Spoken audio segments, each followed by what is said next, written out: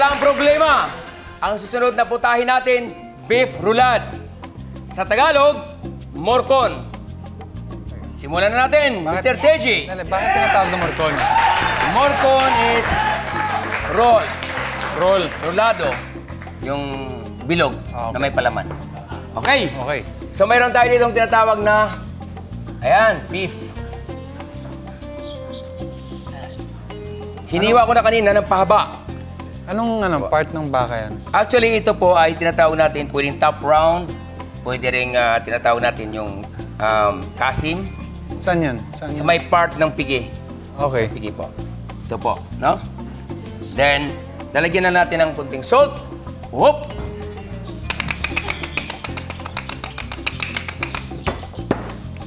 Black pepper. Yan. At lalagyan po natin ng palaman. No? Kung bakit morcon? Kasi sa atin sa Pilipinas, mahilig tayo magpalaman ng kung ano-ano. Okay. So, lagyan natin ng hotdog. They call it in France, capsicum. Peppers. Pickled cucumber. And then, of course, ham. Sirol na natin.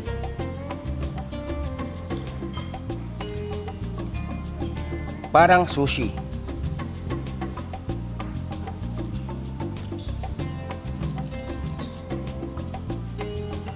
Yan. Ang kahalagahan lang po sa morcon, tatalian natin, of course. Butcher strings. O twine. O twine. Yes. But normally, pag sa kusina, tinatawag namin is butcher string. May technique po pagtali nito. Hindi yung basta nilang binuhol. Mayroon po. Pagka sinasabi natin international o French style or European, ganito pantali.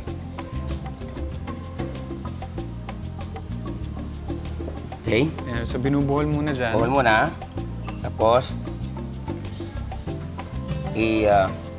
higpitan mo siya. Tapos, tirahan mo mga 2 inches long o 3 inches long. Okay. Tapos, dito sa dulo, ilagay mo yung daliri mo ganyan. Tapos, hindi tinataas, ha? Hinihigit lang. Okay. Hinigit-git bang tawag yan? Anong tawag yan? You have to pull it. You have to pull it. So, dito buhol, tapos dito, iipit lang. Ihigit lang. Balik ulit dito sa simula. Okay. Tapos, tatalian mo ulit dito. Kaya may isang inches na vacant para po pagka inilagay mo yung lubid sa gitna, yung butcher strings, ay hindi po nagdikit-dikit. So, mahigpit na. Okay. Ngayon, iikutin mo ngayon. Again, huwag mo iangat, ha? Bakit hindi inaangat? Kasi pag inangat mo, lalabas yung palaman, tapos madideform na. Ganito okay. naman ang pagtali. Okay? Kaya mayroon pong technique, dito po na-determine kung marunong ka magtali ng karne. Kasi maraming pamamaraan, pa nagtali ka nito, minsan, pa nagtali sila, basta na lang binuhol. Hindi po. Ito po may art. Arrow your finger. 1, 2, yan, 3. Kailangan, kapag nag-arrow ka ng finger mo, nandun lang. Okay. Tama na? Then, ibabalik ulit. 1, 2, 3, 4, 5, and 6, and 7. Kaya po, mayroon tayong dugtungan. Again, salt. Alright. Yeah. Pina ulit. Yes, there you are. So, nandiyan nakatali na po. Nakita nyo, magandang tali, di ba? Okay. Caterpillar, yes. Ilalagay natin dito sa ating lalagyan. No? Sa roasting pan. Pero lalagyan natin ng merpois. Onions, carrots, celery, chicken stock. Lalagyan natin po ating tomato paste, liver, and spread. Lastly is the tomato sauce. Tatakpan natin ng aluminum foil. Yun.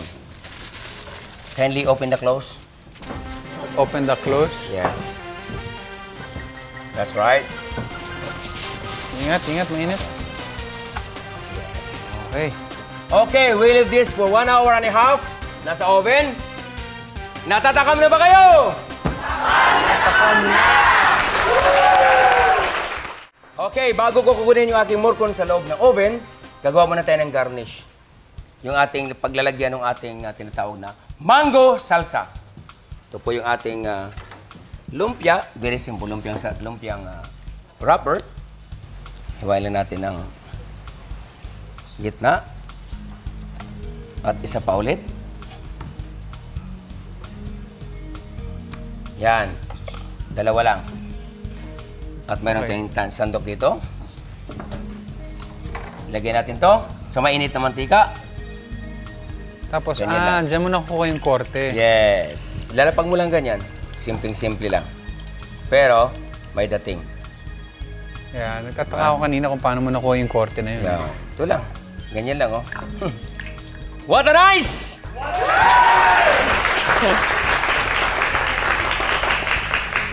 Tapos, huwag mong kamayin, ha? Yari ka. Dapat ay ganyan lang. Okay? Minsan, pagka tayo mga Pinoy, maimbento, di ba?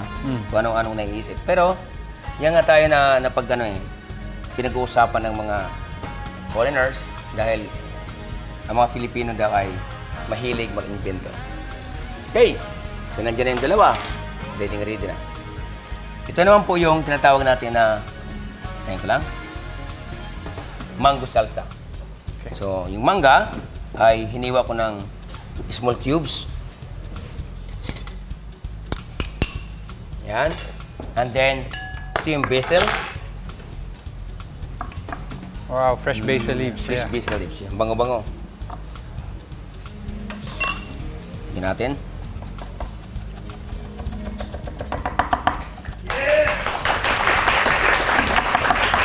Dinadice mo yan. Dice, yes. Kailangan last minute mo ilagay kasi pag advance, mangingitim. Pero may ibang style ng pag-cut yung pag-tawag yung julienne, di ba? Mayroon po. Nilroll. Nilroll mo ng bilog, tapos tsaka may ano. Para pahaba yung Pahaba, labas. yes. But this time is brunoise or bournoise or chop. Yep. Brunos. Brunoise. In German, brunoise. In France, brunoise. Sa English is brunoise. Tagalog. Sa Tagalog ay tinadtad na maliliit. Tinadtad. Yan. Tapos talagyan natin ng olive oil. Yung red pepper. Mango salsa. Red bell pepper. Yes. Tama po yun. Talagyan natin ng olive oil. And then, Mr. TJ. So, tapos minimix mo na ngayon yan. Yes. Lagyan natin ng salt. Yes. Hindi na kailangan maingay para mapansin ka, no? Okay. So, nandyan na po. Bango. Yes. Bango This is ng basil, called, yes, mango salsa. Aside. Now, kukunin na natin yung ating in-oven. Pwede natin patayin. Mainit masyado. Yep. After 1 hour and a half, ito na po yung morcon natin.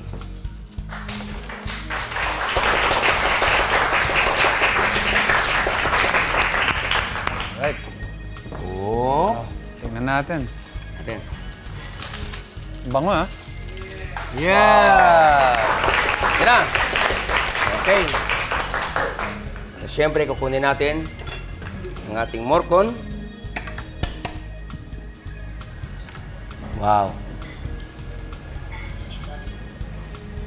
Lagyan natin dito. At tatanggalin natin yung tali.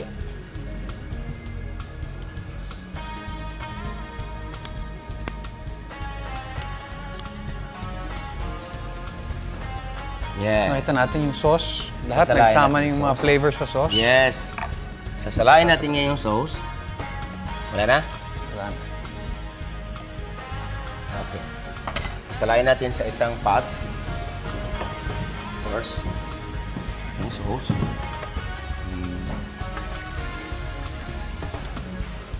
There you are. Yan. Pakilagay na lang po rito. Salamat po. Okay! So, plating na tayo. Ganyan mo na. Wow. Okay, so nandiyan na po, no? Para lalong gumanda, lagyan natin dyan. Dalawa. What a perfect. Ayun, no? Ayun, no? Okay, then lastly, of course, lagyan natin ng basil para mas maganda, mabango. Okay? Julian? Yeah! Okay, so, kalahati sa'yo.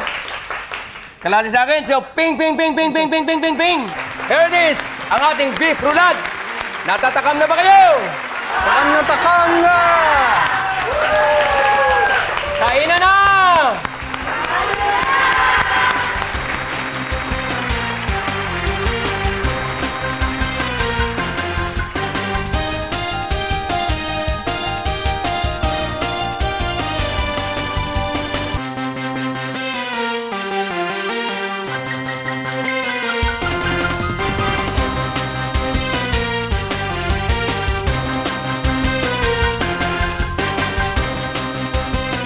Sir TJ, kumusta naman yung ating morcon?